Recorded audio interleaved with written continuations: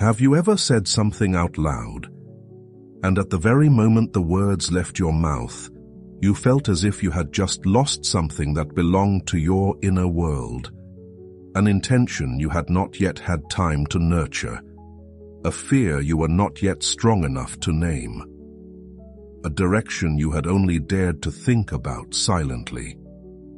The strange thing is that no one actually hurt you, and yet you still felt weakened, as if a portion of your energy had slipped out of your hands simply because you spoke too soon. Carl Jung regarded this as one of the most subtle yet dangerous mistakes of human life: sharing when the inner world is not yet ready.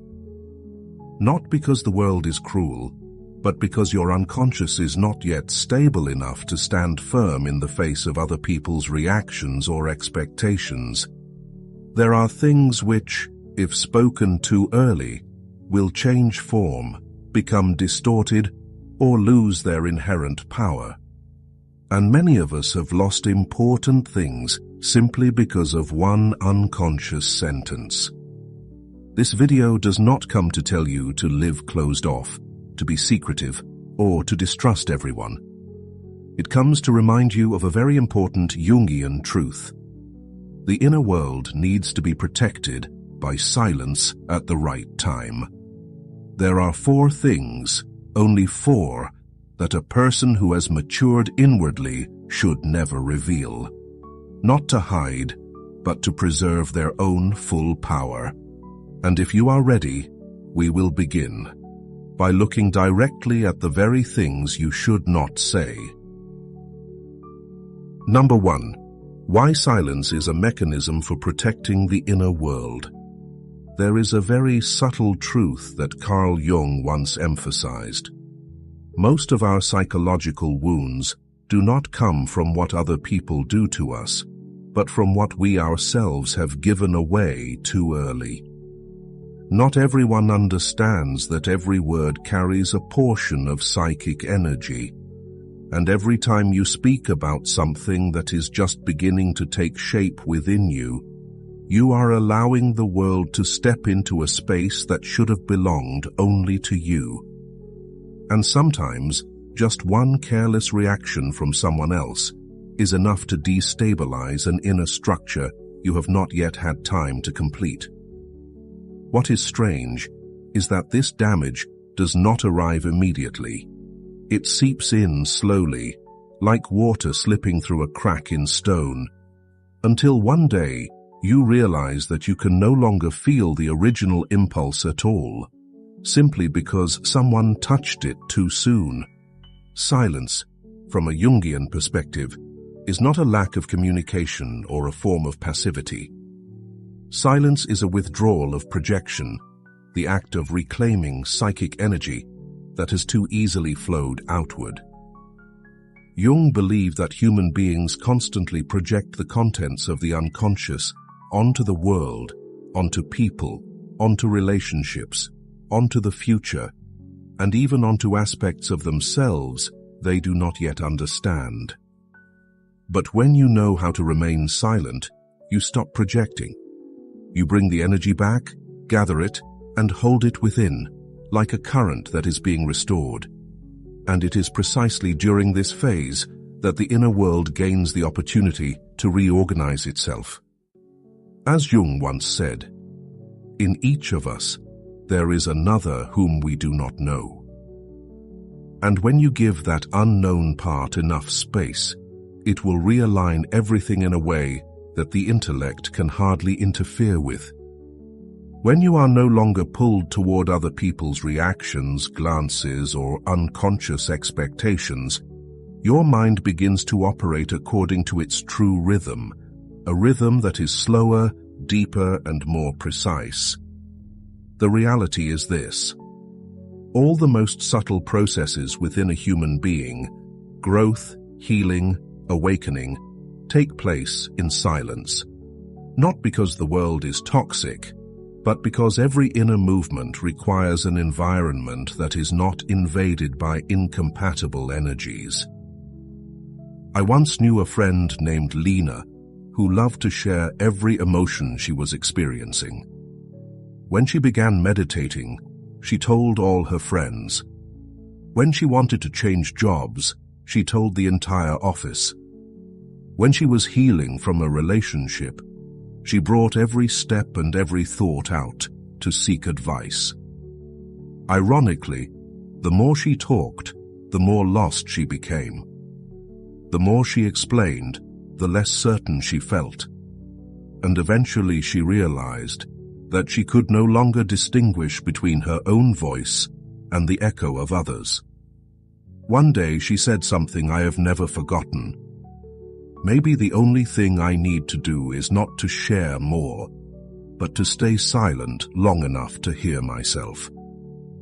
And interestingly, when she began to do that, what had once been chaotic became very clear, as if her inner world simply needed space to place each piece back where it belonged. This is the Jungian psychological mechanism. When you speak too much, you hand over the authority to interpret yourself to the world. When you are silent, you reclaim that power. That silence does not make you smaller, it makes you more whole. It helps you realize that many things you thought required advice actually only needed peace in order to become clear. In practice, you can observe this in the most successful people. They are not always silent because of secrecy, but because they understand the power of keeping energy within until it ripens. Anything that is being born within you, an idea, a new belief, a direction, a healing process, needs to be nourished by silence. Growth that is rushed is fragile, but growth that happens in silence is resilient. One metaphor Jung was particularly fond of is that of the potter. He said that new thoughts and new changes are like a vessel being shaped. If you touch it too much, it becomes distorted. If others touch it, it breaks. It only becomes complete when it is left alone. Silence is that leaving it alone, a space in which no one interferes with the process unfolding inside you.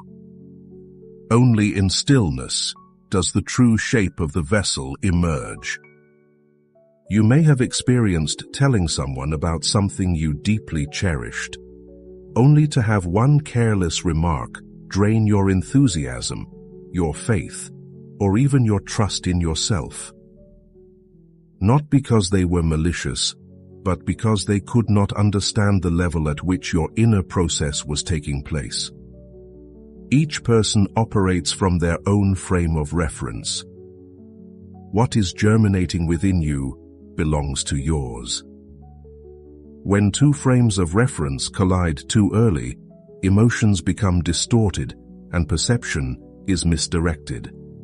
You think you are being hurt, but in truth, you are simply being pulled away from your center.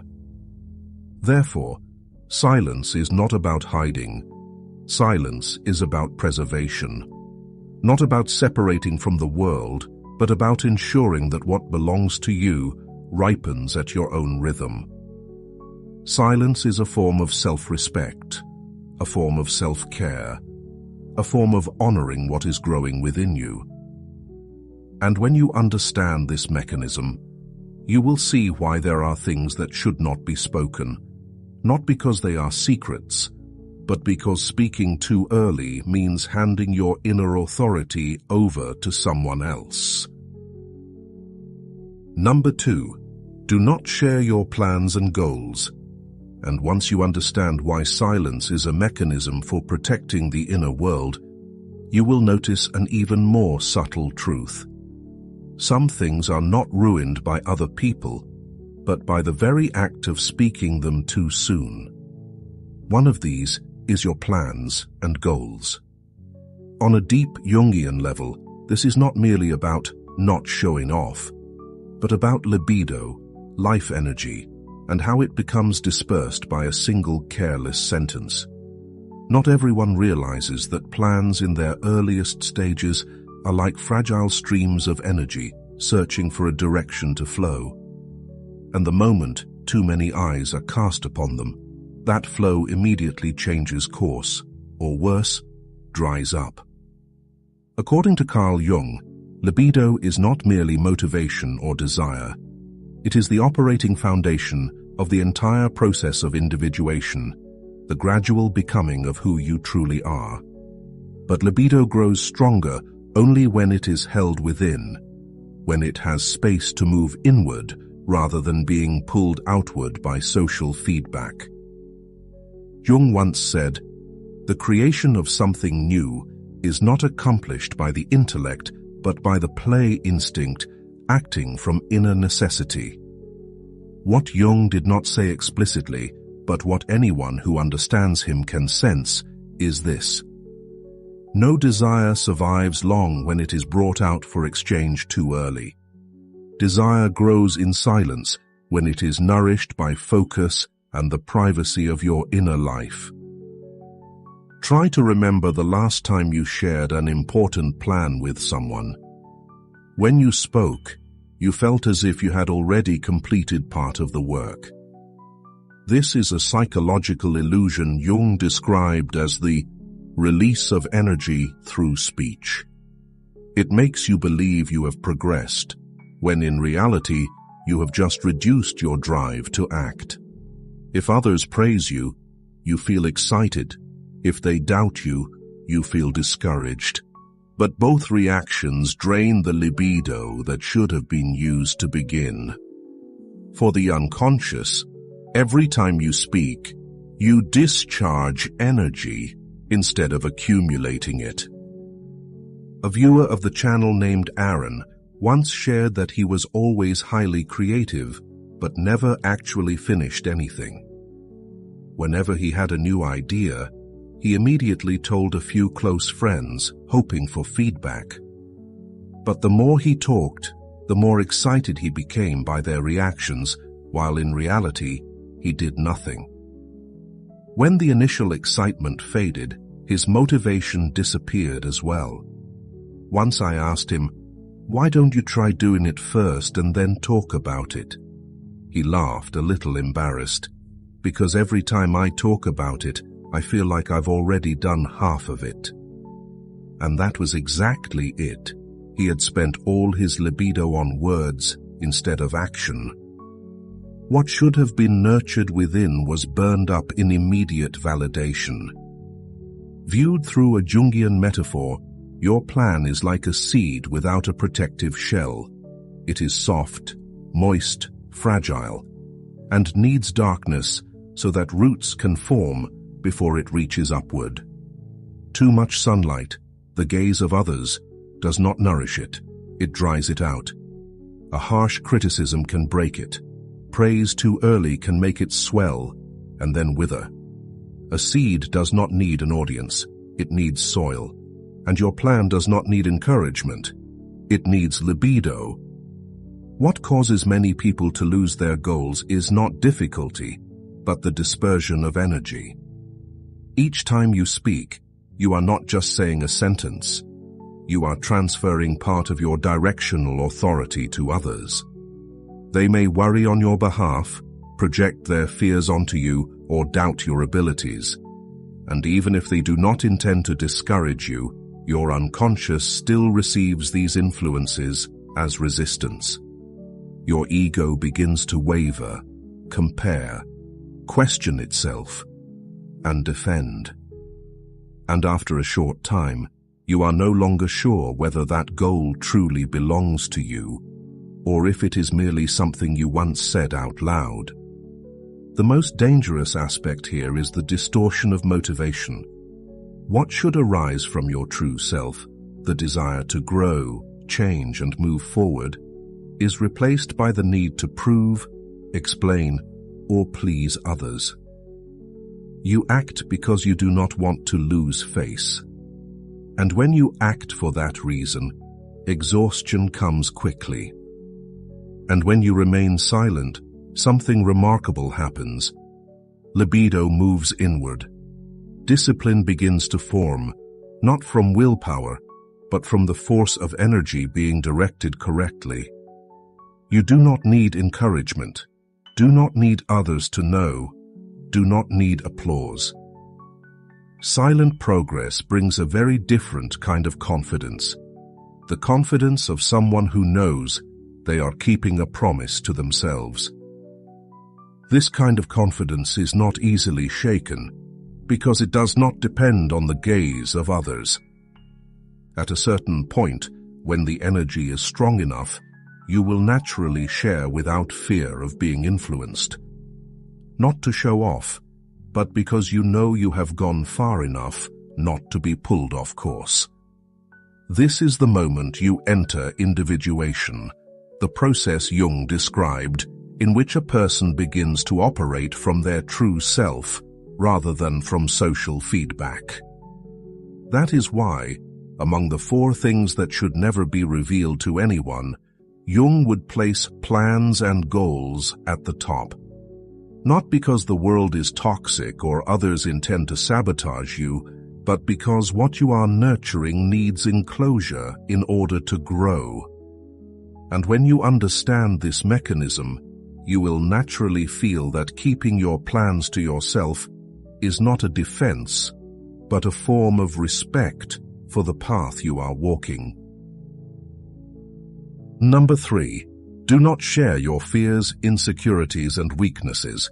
And after seeing why plans need silence in order to grow, have you ever asked yourself, what about things that are softer, more fragile, fears, insecurities, and hidden wounds, should they be spoken?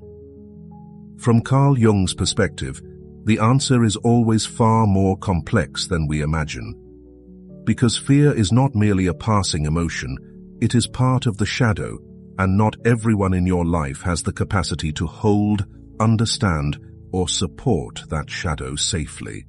Jung once wrote, "Everyone carries a shadow, and the less it is embodied in the individual's conscious life, the blacker and denser it is."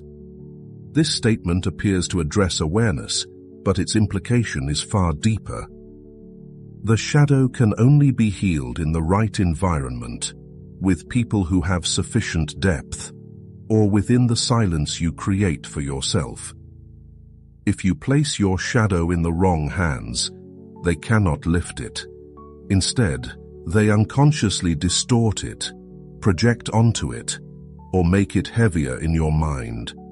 One of the most common misconceptions of modern times is the belief that openness means sharing everything. But in Jung's view, understanding the shadow does not mean exposing it. A wound does not heal faster, simply because it is brought into the light of too many eyes. Sometimes it becomes even more contaminated, because the other person lacks the capacity to hold that fragile part. What you believe is venting can sometimes be the act of handing your most vulnerable part to someone who does not have the tools to keep it safe. In Jungian therapy, I once knew a woman named Mira who carried a persistent insecurity that she was never good enough. Whenever anxiety arose, she turned to a co-worker who tended to panic on her behalf. When Mira said she feared being judged, the other person immediately reflected it back. Yes, that's true. The bosses are very demanding. When Mira confessed she felt unstable, the other replied, I also think you're always too tense. Within a few weeks, fears that had once been vague feelings became absolute truths in her mind, not because they were accurate, but because they were amplified through someone else who was also operating from an unintegrated shadow.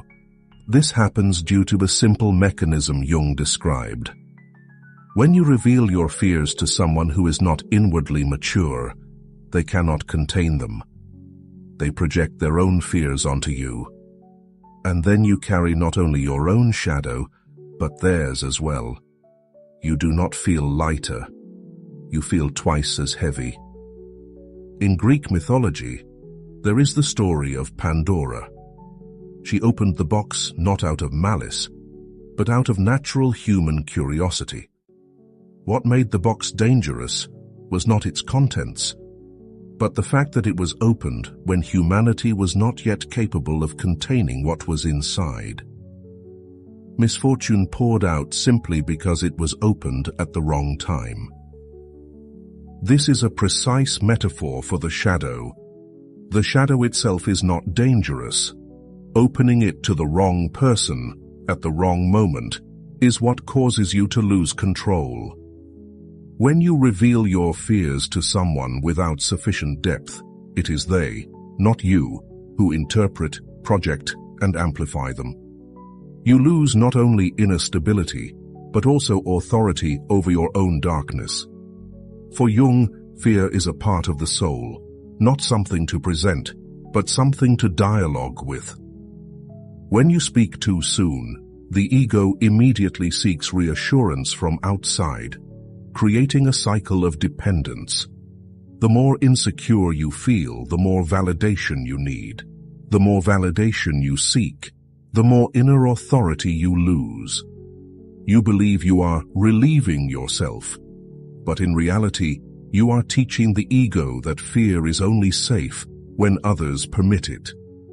This prevents the shadow from being integrated and pushes it further from your center. That is why Jung always encouraged observing fear in silence before speaking about it.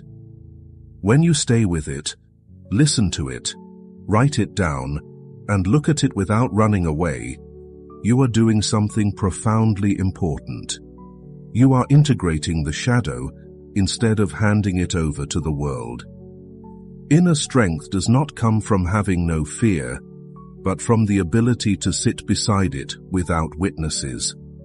This form of courage is entirely different from the indiscriminate sharing so commonly seen. There, you speak simply to unload emotion. Here, you stay to understand the message the fear carries. And that message is always meaningful. Fear never comes to defeat you. It comes to show you where you have not yet matured. Those who fear abandonment may discover they need to learn how to stand on their own. Those who fear failure may see an ego still dependent on perfection. And when you face these truths yourself, no one can distort their meaning.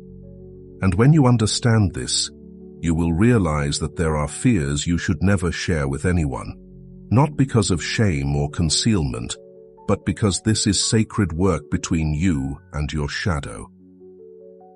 Holding them back is not about avoidance, but about understanding more deeply, becoming stronger, and moving forward into the next stage of the journey with a wholeness that no one can take from you. Number 4. Do not talk about what you no longer want to pursue. There is a third type of information that you should also not rush to reveal to anyone: the things you no longer want to pursue. It sounds simple, but from a Jungian perspective, this is in fact one of the most sensitive and delicate phases of the entire psychological process. When you no longer want to continue down a certain path, that is not failure or giving up. It is the moment when libido, life energy, begins to withdraw from the old direction in order to prepare for the formation of a new cycle. If you reveal this too early, you not only slow this process down, but you may also be pulled back to the very place you are trying to leave. Jung once said, "We cannot change anything unless we accept it." But acceptance is sometimes not an admission to others. It is a silent agreement between you and your true self. When you speak out about what you no longer want to pursue, you unintentionally open the door for the world to step in and redefine that decision. Other people cannot see your inner process. They only see the old version of you they are familiar with. And because human beings tend to feel safe when others remain in the roles they have assigned to them, they will advise you to go back, keep you standing still, or unconsciously make you doubt your own inner voice. I once knew the story of a man named Daniel, who worked as a software engineer for 8 years. He was good at his job, earned a solid income, and appeared to be moving in the right direction by social standards. But deep inside, he felt his energy gradually draining away. He no longer felt alive in that work. He was merely operating on inertia. One evening, Daniel tried to share with a close friend that he wanted to shift into content creation. The immediate response was, "Are you crazy? Your job is stable. Why would you quit?" Just one sentence, seemingly caring, threw Daniel into confusion. He forced himself to hold on for another year, to prove to everyone that he was not unstable. The result was burnout, discouragement, and eventually, a complete stop. What he regretted most was not the lost time, but the feeling of being pulled away from his deepest inner voice simply because he had spoken too soon. This happens because when libido is withdrawing from an old direction, it is extremely fragile. A single objection can be enough to pull psychic energy back into an old role, even though you know inside that the journey has expired. Speaking out does not make you clearer. It forces you to deal with other people's expectations, fears, judgments, and need for control. Things that have nothing to do with the path your soul is calling you toward. An image can help clarify this. Imagine you are climbing a mountain and realize that the path you are on no longer leads where you want to go. The natural instinct is to change direction. But if you shout out that you are about to change paths, others, standing from their own vantage point, will say that the current path still seems fine. They cannot see the rock about to fall ahead of you. They cannot hear your intuition. And if you listen to them even a little, you will hesitate and stop right where you no longer belong. Neuroscience also points to this. When the brain prepares to leave behind an old belief or goal, it enters a state of restructuring, in which the prefrontal cortex needs quiet to create a new pathway. If you receive feedback during this phase, the amygdala, the fear center, is immediately activated, causing you to revert to the old choice because it feels safer. Just one question like "Are you sure?" is enough to make the brain lean back toward the path you are trying to leave. Silence in moments when you no longer want to pursue something is not concealment. It is protection of your own transformation process. Libido needs enclosure in order to complete its withdrawal and reorganization. If you speak too early, that energy has not yet switched circuits before being pulled outward to deal with social reactions. And not everyone is ready to witness you changing. When you step out of an old role, others lose predictability. Their reactions say nothing about your path, but only reflect their own fears. Jung consistently emphasized that the most important psychological movements take place in silence. There are things you need to let go of without announcing them. There are chapters you close without needing an exclamation mark. What you no longer want to pursue is not a subject for discussion. It is a whisper between you and your true self. When you remain silent, you allow change to unfold fully, without interference from voices that do not belong to your journey. And most importantly, not everything you leave behind needs an explanation. Sometimes, silence is respect for the old version that has completed its task, and also a gift to the new version preparing to be born.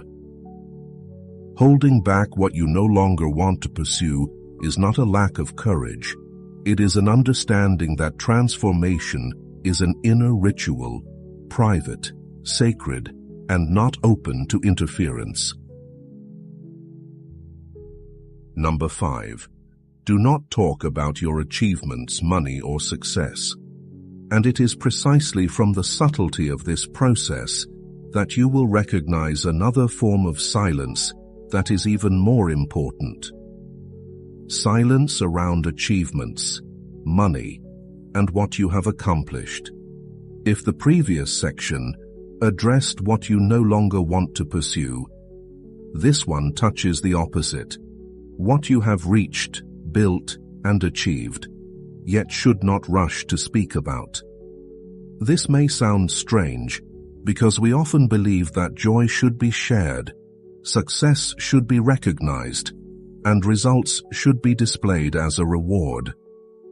But from a Jungian perspective, success does not belong to the persona, the social mask we use to appear in the world, but to the self, the deepest, quietest, and truest part of the soul. And anything that belongs to the self needs protection. Jung once wrote, "The privilege of a lifetime is to become who you truly are." Success, whether financial, professional, or inner, is part of the journey of becoming yourself. And precisely because it is so important, it cannot be placed in other people's hands, nor pulled into comparisons, judgments, or expectations you do not control. When you talk about success, you are not just sharing information. You are opening a door for others to interpret you through their own frame of reference. And that frame is always colored by comparison, unconscious envy, or expectations they unknowingly project onto you. A friend of mine worked tirelessly to build her career from nothing. When she bought her first home, she excitedly shared the news with a group of friends. Their response was not congratulations, but half-joking remarks. "So, you're rich now? Someone must have helped you. Let's see if you can keep it." These comments were not malicious, but they planted a strange feeling in her heart. Her success suddenly felt heavy. She began to feel pressure to keep proving herself, to keep achieving something in response to those invisible expectations. A moment that should have belonged to joy became tinged with energy she had never invited in. Success spoken too early is easily pulled out of your inner frame of reference and placed into a social one, where people do not see your effort, do not feel the journey you have walked, and only react to the surface through instinct. And it is here that the persona becomes endangered. The persona is meant to help us live in society. When it is tied to success, it becomes most fragile. Every compliment makes you want to maintain that image. Every envious glance makes you waver, and every external expectation pulls you away from your true rhythm.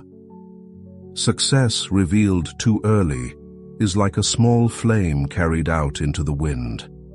Before it has time to grow, it is shaken by gusts of comparison and envy. But when you remain silent, the flame burns in a closed, warm, safe space until it is strong enough that nothing can extinguish it. This is why inwardly mature people tend to be discreet about their achievements. They do not hide, but they do not display either. They understand that anything connected to deep personal growth requires privacy to preserve its strength. When you talk too much about success, you unconsciously turn it into an object for others to react to, and those reactions, positive or negative, pull you away from your state of deep focus. Praise can lead you to perform in order to maintain an image. Skepticism can make you feel the need to prove yourself. Subtle envy can make you shrink so as not to make others uncomfortable. And within days, the pure joy of achievement turns into a psychological burden you never wanted. Psychological science also shows that when you publicize success too early or too often, the brain shifts from intrinsic motivation to extrinsic validation, meaning you begin to seek approval instead of inner satisfaction. This disrupts your next direction of growth because you are no longer listening to the self, but to the market, society, and other people. And the paradox is, the more you speak, the harder it becomes to maintain your original creative rhythm. There is something very beautiful about people who are quiet about their achievements. They let results speak for themselves.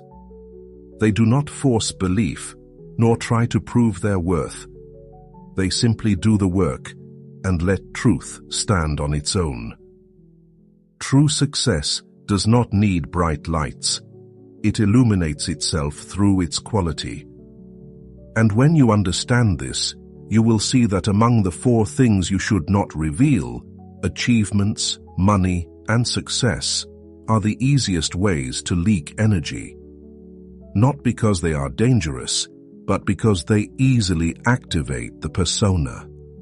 Once the persona takes over, you lose connection with the self, the place where peace and true direction are preserved. What is built in silence lasts longer. Success does not need to be explained. It only needs to be lived. And when you allow it to grow in private space, you will see it develop naturally, safely, and in a way that is true to you, not to the world. Number 6. When you no longer need to reveal. And when you understand why there are things that should not be spoken, from plans, fears, what you no longer wish to pursue, to achievements themselves, you will gradually notice a deeper layer of silence, a state that is not maintained by effort, but by the absence of any need to speak. Here, silence is no longer a protective strategy. It becomes the natural state of those who have moved closer to the self, the deepest and most complete center of the soul. When a person lives from the self, they do not need to explain to be understood or justify to be accepted. They return to the simplest form of being human, presence. Jung once wrote, "The self is our life's goal, for it is the completest expression of that fateful combination we call individuality." When a person touches this point, even briefly, the need to prove anything disappears, not because they withdraw from the world, but because they have found an inner ground stable enough to require no validation. Everything they once felt the urge to share becomes a silent movement within, like a river that grows calmest at its deepest point. This state can be seen in public figures who have lived through enough upheaval to realize that speaking less allows them to live more truthfully. A clear example is Keanu Reeves, the Hollywood actor associated with The Matrix and John Wick. What makes him remarkable is not only his success, but how he has endured profound losses, from the death of loved ones to years of solitude, without display or seeking sympathy. In many interviews, people are struck by how little he speaks about his private life. Yet that silence is not defensive. It reflects someone who no longer needs words to affirm his existence. He is present rather than explanatory, and that presence is felt more clearly than any explanation could convey.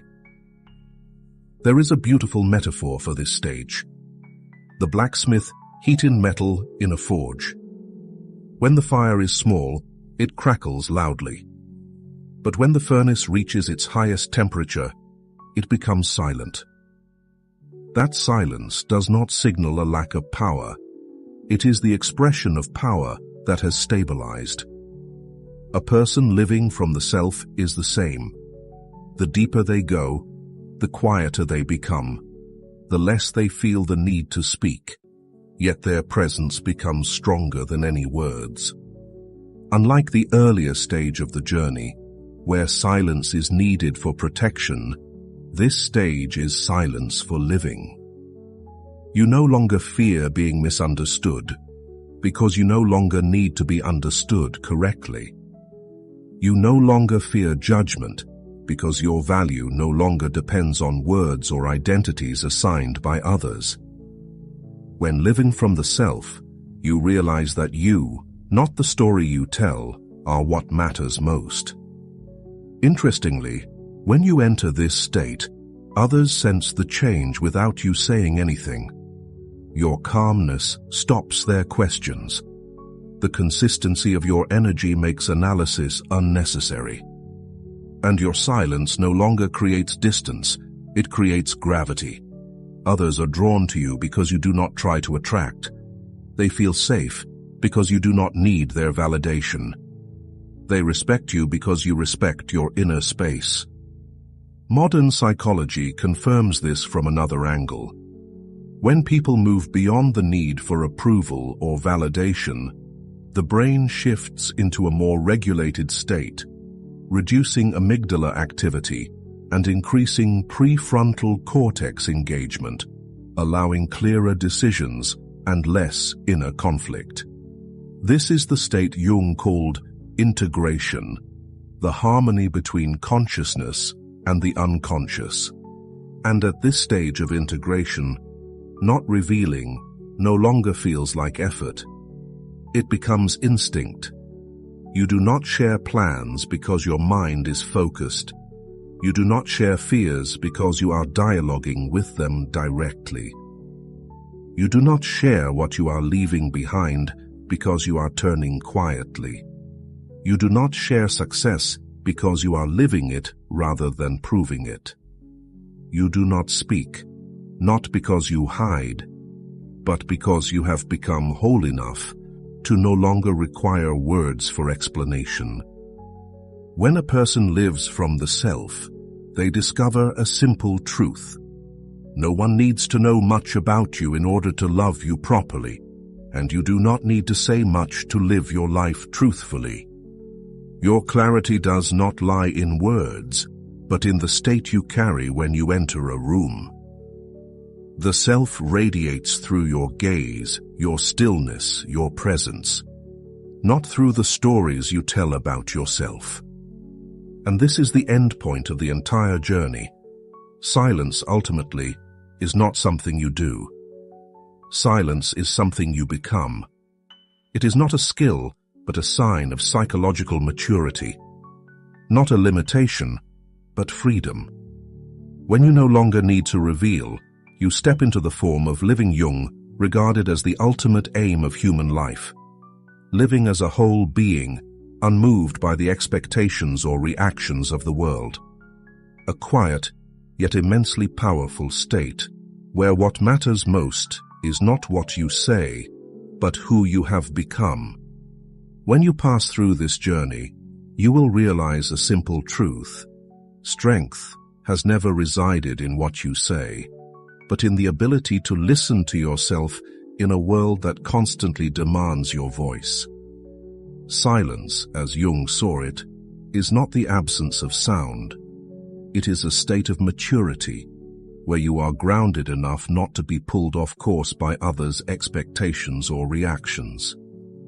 By holding back those four things, you are not only protecting your energy, you are giving yourself the opportunity to grow according to the natural rhythm of the soul. And if silence gives any gift at all, it is the ability to bring you closer to your true self, without haste, without display, without being led by external eyes. It is a form of presence that makes others feel your depth without requiring any explanation. If this video helps you understand the power of protecting your inner world, please subscribe to the channel, share the video, and allow others the chance to step into a quiet, yet deeply transformative journey of maturity as well. See you in the next videos, where we continue opening doors into the deep inner world within ourselves.